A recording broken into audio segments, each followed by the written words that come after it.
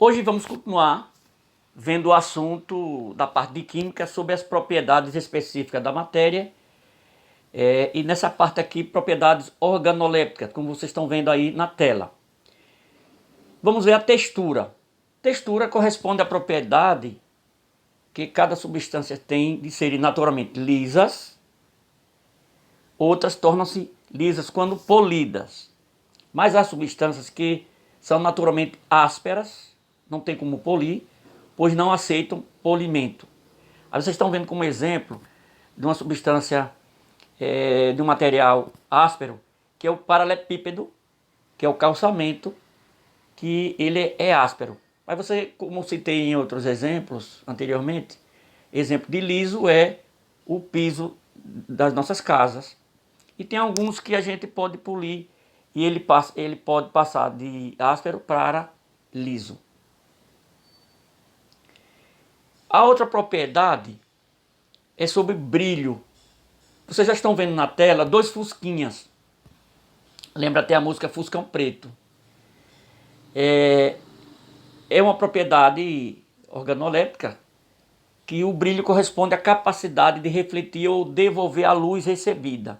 Então, na esquerda, vocês estão vendo um Fusca que ele está refletindo a luz, então é brilho.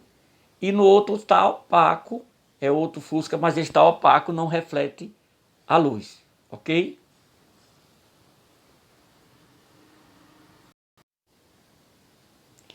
E agora vamos para as propriedades específicas, as propriedades físicas. São aquelas que caracterizam fisicamente a matéria. As principais propriedades físicas específicas, que são físicas, nós vamos ver ponto de fusão, ponto de solidificação, ponto de ebulição, ponto de condensação, condutibilidade, magnetismo, solubilidade, dureza, maleabilidade, ductibilidade, densidade e calor específico. Começando pela primeira propriedade física, ponto de fusão. Corresponde às alterações nas temperaturas dos corpos, no qual eles passam da parte sólida para a fase líquida. Vocês estão vendo como exemplo aí o ferro, que às vezes tem gente que não sabe, mas o ferro ele é sólido, mas ele pode ficar líquido. Nesse caso aí, nesse exemplo, para ele ficar líquido é necessário uma temperatura de 1535 graus centígrados. Tá certo? Outro exemplo mais fácil, para vocês entenderem o ponto de fusão, que é a passagem do sólido para a fase líquida, é quando você tira o gelo da geladeira, aí ele vai ficar numa temperatura maior, e aí ele vai derreter. Então esse processo é chamado de ponto de fusão. Ponto de solidificação corresponde às alterações nas temperaturas dos corpos, no qual passam da fase líquida para a fase sólida, sempre em relação a uma determinada pressão atmosférica. Vocês estão vendo aí o exemplo do gelo, que vai ficar mais fácil para vocês entenderem. Quando você pega água e bota num recipiente ou numa cuba e coloca na geladeira, a temperatura da geladeira está abaixo de 0 grau, aí aquela água vai se transformar no estado sólido, que ela estava no estado líquido. Quando ela atingir o gelo, aí é o ponto de solidificação. Ponto de condensação corresponde às alterações nas temperaturas dos corpos, no qual passam da fase gasosa, o estado gasoso, ou de vapor, para a fase líquida. Inclusive, só lembrando a vocês que nós iremos fazer algumas experiências dessa na sala. Vamos pegar como exemplo de condensação a chuva.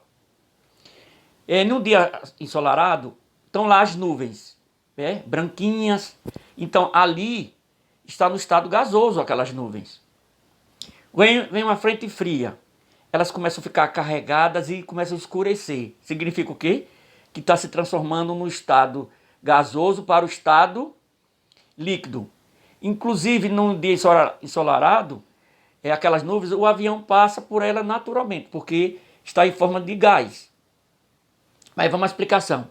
Aí numa frente fria, ela vem, aí aquelas nuvens passam do estado gasoso para o estado líquido, começa a ficar escuro as nuvens e começa a chover. Então, quando ocorre isso, chama-se de quê? Passagem do estado gasoso para o estado líquido, que é a condensação. Nós vamos fazer uma experiência na sala em que nós poderemos observar essa passagem, ok? Ponto de ebulição corresponde às alterações das temperaturas dos corpos, no qual passa da fase líquida para a fase gasosa ou de vapor. A ebulição é quando você utiliza para passar do estado líquido para o gasoso alguma coisa artificial, porque o fogo é uma coisa artificial. Então você coloca a panela no fogão, vai começar a ferver e aquela água vai do estado líquido se transformar para o estado gasoso, que essa experiência nós iremos fazer na sala. Isso é ebulição. Mas nós temos esse processo de transformação do estado líquido para o estado gasoso, que é natural, em que é mais lento, porque a ebulição é mais rápido. Vamos a exemplos que nós chamamos de evaporação ou natural. Quando você lava a roupa que bota para estender, a roupa não seca. Por que secou? Porque a água evaporou, se transformou num estado gasoso. Você lava seu tênis, que você for para a escola, o seu sapato, você bota para enxugar. Com a temperatura, ele fica seco. E foi o que aconteceu? Foi uma mágica? Não. A água se transformou do estado líquido, que estava no seu tênis, na sua roupa, no seu sapato que você lavou, se transformou no estado gasoso. Quando é natural, é evaporação. Quando é um processo como esse, artificial, é ebulição. Outra propriedade é condutibilidade. Outra propriedade física, ou condutividade. Representa a propriedade na qual certas substâncias têm de conduzir bem o calor, energia e a eletricidade. Outra experiência que nós iremos fazer na sala. Então, por exemplo, nós estamos vendo aqui cobre, zinco, que são materiais bons condutores de energia. Inclusive, esses fios de energia, por dentro ele tem cobre, porque é um bom condutor de energia. Mas nós vamos encontrar materiais que não é um bom condutor de energia, tipo a madeira. A madeira não é boa condutora de energia. Então nós vamos ver na natureza objetos, vamos ver materiais, que na verdade quando é na natureza são materiais. Quando é fabricado pelo homem, objeto, tá certo? Quando ele é um bom condutor de energia, tá certo? Aí dá para perceber. E tem outros que não é um bom condutor de energia, como a madeira, que não é um bom condutor de energia, nós vamos ver numa experiência. Magnetismo representa uma propriedade física na qual a substância tem a capacidade de atrair o ferro, que o pessoal usa o termo no popular, o ímã, que também eu estarei levando para a sala de aula, quando retornarmos, para realizar essa experiência. Então na sala de aula nós iremos fazer essa experiência, em que ele consegue atrair o ferro, tá certo? É um poder de magnetismo que ocorre na natureza, encontrado inclusive naqueles alto-falantes de som, existe ímãs. Outra propriedade física, a solubilidade, representa a propriedade no qual algumas substâncias possuem de se dissolverem. Então, por exemplo, vocês estão vendo aqui da tela uma substância que ela conseguiu se dissolver na água. Nós poderíamos pegar como outro exemplo o açúcar, você dissolve na água, o sal, mas nós temos substâncias que ela não tem a solubilidade. Então, por exemplo, você vai conseguir misturar a areia na água? Não. Já o açúcar que eu citei e o sal consegue. E essas experiências nós iremos fazer na sala de aula. Dureza representa a propriedade na qual determinadas substâncias possuem de oferecer resistência ao risco. Eu vou ampliar aqui, porque aqui tem uma tabela mostrando que vai desde o 1 até o 10. O 10 é o diamante, que é, em relação à dureza, o material mais duro que existe. O que é dureza? É quando o material consegue danificar o outro, riscar o outro. Tá certo? Vamos continuar aqui, que é bem interessante. A dureza é a resistência que uma espécie de matéria apresenta ao ser riscada por outra. Quanto maior a resistência ao risco, mais dura é a matéria. Escala de dureza de Mohs. Friedrich Mohs, que foi um cientista que ele fez essa tabela, um mineralogista alemão criou uma tabela de 10 minerais com dureza relativa. Quanto mais alto o número, mais duro é o mineral. Os minerais de valores numéricos altos, 6, 7 e 8, riscam. E os dos valores relativos mais baixos, 1, 2, 3 e 4, são riscados. Aí eu queria aproveitar aqui para explicar uma coisa aqui a vocês. Vocês nunca imaginaram isso, por isso que aqui nós estamos trabalhando com ciência. Você pega o giz e vai no quadro. Aí você diz assim, o giz riscou o quadro. Se você for analisar em termos de dureza, quem riscou foi o quadro. Você vai dizer, mas como isso? Porque quem foi que se acabou? Não foi o giz? O giz acabou, virou pó. E o quadro permaneceu ali. Porque o quadro é feito de cimento e é duro. É mais duro do que o giz, que é feito do cal. Então quem riscou quem foi? O quadro, não foi o giz. Porque em relação à dureza, quem risca é o que destrói ou danifica a outra matéria. Aí vocês estão vendo aqui uma tabela, eu vou ampliar um pouquinho aqui a tabela para vocês, que ela vai desde o talco, que tem dureza na tabela 1, tem a fórmula química, o 2. Aí o que é que diz aqui? Pode ser arranhado facilmente com a unha, o talco. Nós estamos falando de minerais, viu? Gipsida. Pode ser arranhado com uma unha com um pouco mais de dificuldade. Aí, ali vocês estão vendo a fórmula química. O calcita 3, está na escala 3. Pode ser arranhado com uma moeda de cobre. Fluorita 4, pode ser arranhada com uma faca de cozinha. E ali na frente você tem a fórmula química. 5. Apatita pode ser arranhada dificilmente com uma faca de cozinha. Dificilmente já vai ser, tem que ser um objeto mais, de uma resistência maior. Aí vocês estão vendo aqui a fórmula química. Feldespato,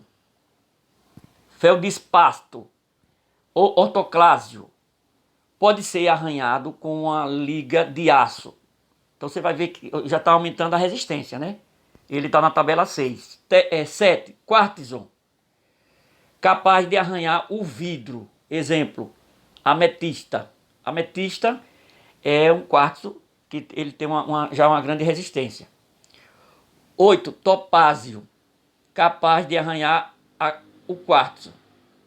O 9. Corindon, capaz de arranhar o topázio. E o 10, que em relação à escala, é o mineral mais duro, é a matéria considerada mais dura, o diamante, mineral mais duro que existe, pode arranhar qualquer outro e arranhado apenas por outro diamante. E aí, vamos lá, química, para vocês.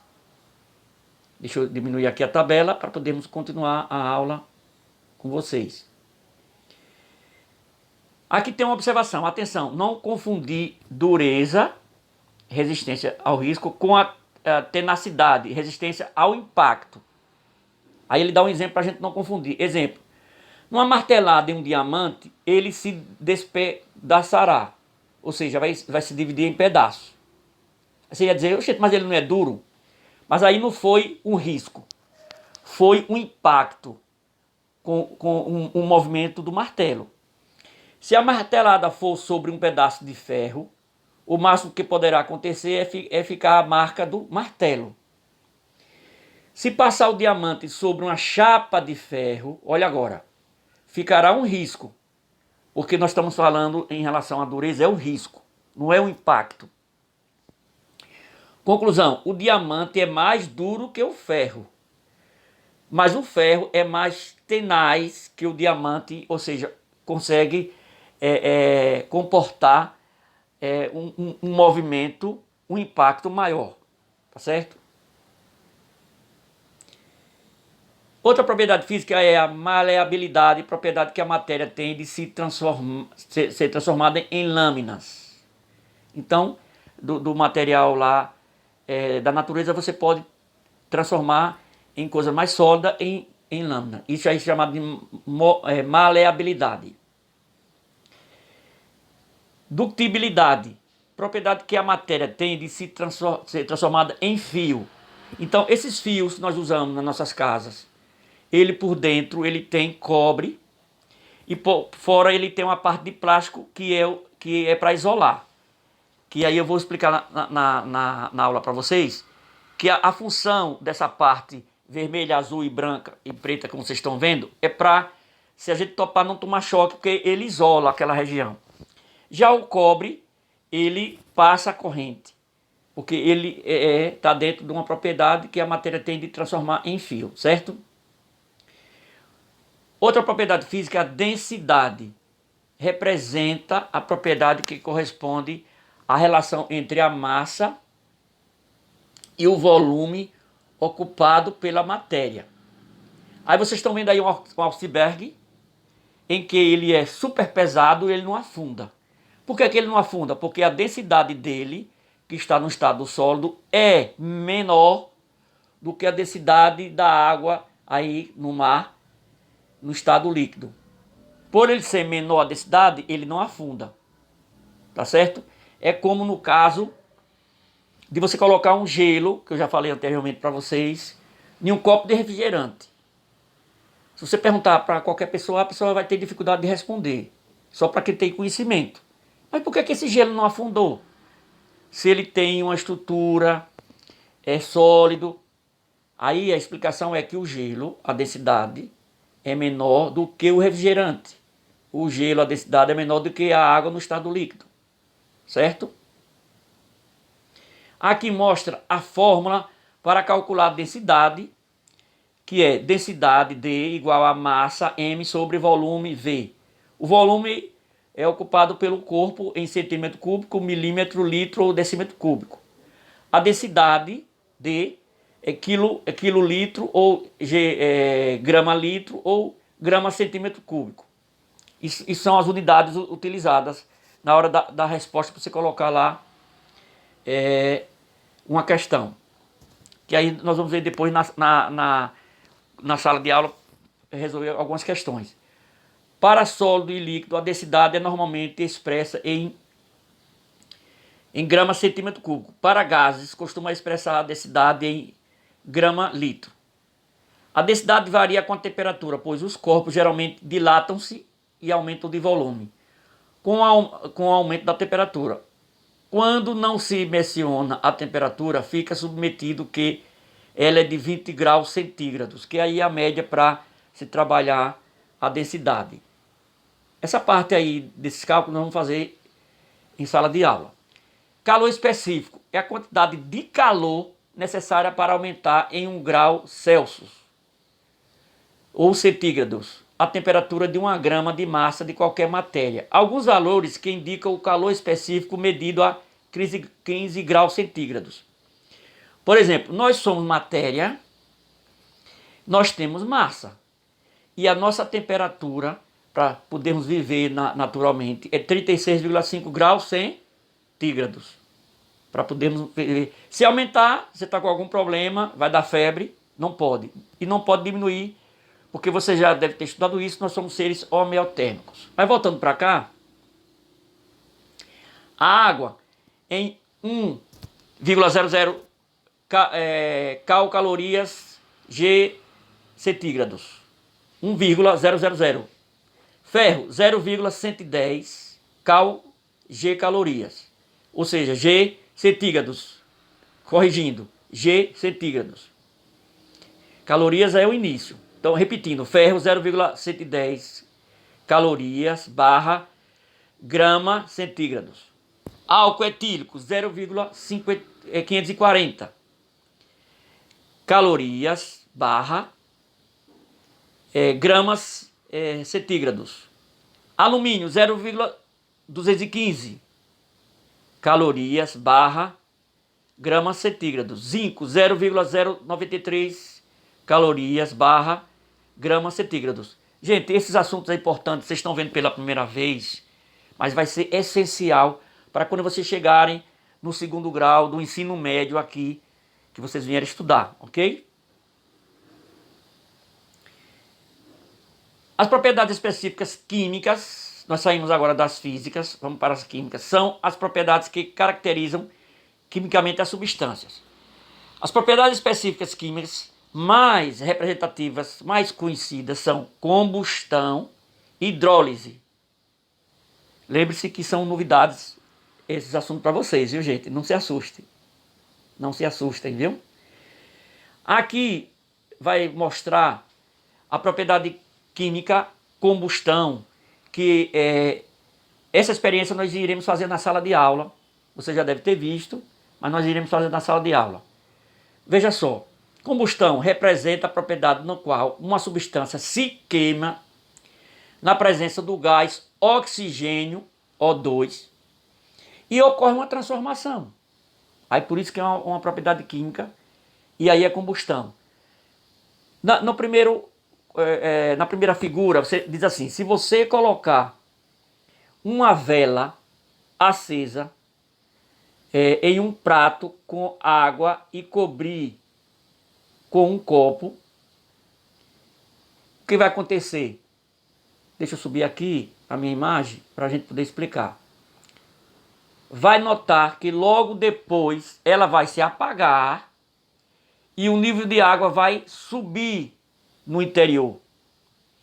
Aí tem alguns fenômenos químicos. Primeiro, que vai apagar porque ali dentro não tem mais oxigênio. Porque enquanto a vela está sem o copo, tem o oxigênio que está alimentando o fogo. Depois que você coloca o copo, acaba o oxigênio que está dentro do copo, aí a vela vai apagar. E a água sobe, porque é um processo em que, como apagou a vela, ela foi transformada em gases, certo? Ali dentro do copo, em gases, porque foi transformado em uma fumaça, e aí ficou leve e subiu.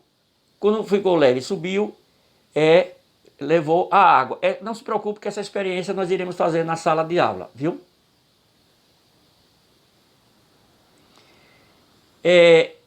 Hidrólise corresponde à propriedade no qual, quando colocadas na água, determinadas substâncias se decompõem em suas partes constituintes. Um exemplo da hidrólise é se você misturar a água com sal de cozinha, cloreto de sódio, NaCl, e pode ocorrer uma hidrólise. Outro exemplo de hidrólise que ocorre muito, nossos dentes, eles são protegidos, além de outras substâncias, de esmalte, que é para proteger contra cárie. Quando aumenta a acidez na nossa boca, por motivo de algum alimento ou outro fator, aí ocorre uma reação de hidrólise com o esmalte, e aí nessa reação que acontece, o dente fica desprotegido.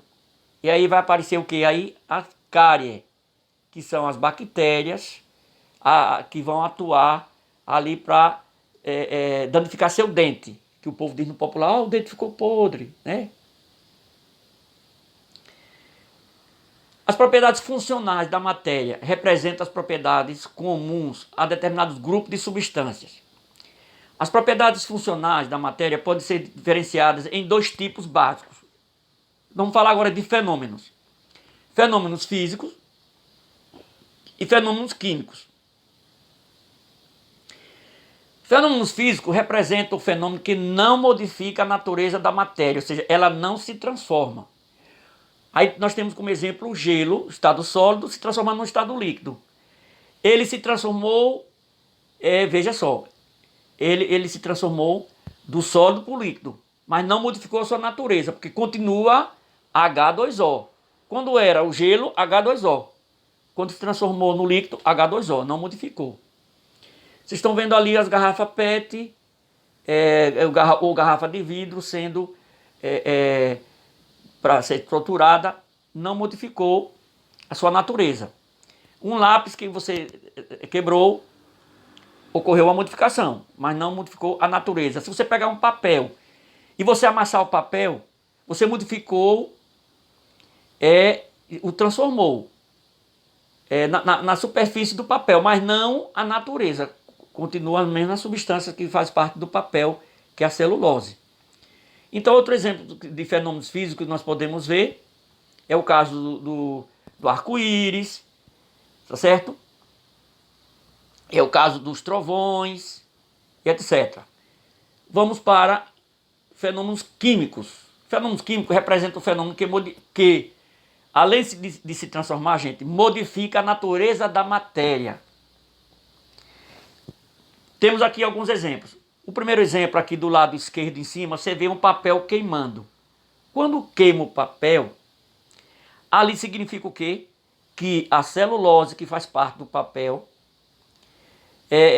em contato com o oxigênio na combustão, tá certo? Ele vai se transformar em gás carbônico, dióxido de carbono. E aquela fumaça e aquele carvão. Então ocorreu, além da transformação, uma modificação das substâncias, né? O outro exemplo é a Kombi, em que ela está enferrujada. O ferrugem é um fenômeno químico. Isso aí é através do oxigênio, da oxidação. Claro que no lugar mais próximo do mar é mais rápido, mas a oxidação acontece em qualquer lugar. Inclusive vocês devem ter em casa alguma coisa que já enferrujou ou está enferrujando, né? Outro exemplo é quando você coloca um comprimido tipo Sonrisal, que ele vai se transformar no copo, e ali é um processo químico. Ele é sólido, fica líquido, né? E outro exemplo é o pão, o fermento na hora da transformação para fazer o pão, em que você coloca na assadeira, no fogão ou no forno na padaria, e aí ocorre um processo em que o pão aumenta de tamanho. Então aí foi um fenômeno químico. São propriedades comuns a determinados grupos de matérias identificadas pela função que desempenham. Exemplos de propriedades químicas, exemplos, nós temos também nomes, ácidos, bases, sais, óxidos, álcoois, éter e etc. Aqui só está dizendo que as propriedades comuns das matérias identificadas pelas funções que desempenham, que são as propriedades químicas. Aí vamos dar alguns exemplos que no dia a dia nós convivemos e muitas das vezes as pessoas não sabem. Propriedades químicas, ácidos. O vinagre é ácido, porque ele tem a solução de ácido acético. O limão não é ácido. Inclusive você, quando testou naquele exemplo que eu dei, que você coloca na língua, você percebe que ele é ácido. Contém ácido cítrico e ácido ascórbico. Bateria. A bateria de carro, ela tem na sua composição, contém solução de ácido sulfúrico. Então, está mostrando que é ácido, né? Sais. Como exemplo, as propriedades químicas sais, nós temos o sal de cozinha, constituído fundamentalmente de cloreto de sódio, que cloreto é cloro, Cl, que depois eu vou explicar para vocês quando chegar na parte da tabela periódica, e de sódio Na. Não se preocupe que essa parte nós vamos chegar lá. Então, cloreto de sódio, que é o sal de cozinha. Adubo, mistura de sais, de fósforo, entre eles o fosfato de cálcio. Bicarbonato de sódio, aí você tem o sal usado como antiácido estomacal, que é o bicarbonato de sódio, que algumas pessoas tomam para diminuir a taxa de acidez no estômago, para não de repente virar uma gastrite, né? Então você toma essa medicação, inclusive eu de vez em quando eu tomo, tá certo? Que eu tenho um princípio de gastrite. Óxidos, como exemplo, extintor. Existem vários tipos de extintores, sendo os mais comuns os de gelo seco, que é aquele que o pessoal coloca quando está uma banda tocando e sai aquela fumaça. Dentro daqueles recipientes é gelo seco e ele sai em forma de gás carbônico. Você vê muito isso em bandas, em shows, em palcos. Vocês já presentearam, já estiveram presente em algum evento desse tipo, já presenciaram, né? O cal, o óxido de cálcio, que é aquele cal que o pessoal marca campo, usam também até para pintar casa, tá certo? E aí e aqui está o exemplo que eu citei do extintor, que ocorre nos carros, né? Deixa eu voltar aqui, que aqui saiu da tela. Deixa eu voltar aqui. Vamos ver aqui. E por último agora, nós estamos vendo a propriedade química, o álcool. Inclusive nesse período da pandemia do coronavírus, do Covid-19, nós temos que estar utilizando o álcool para evitar a contaminação do vírus. Mas não é só para fazer higienização das mãos. Eles são utilizados em bebidas, em licores.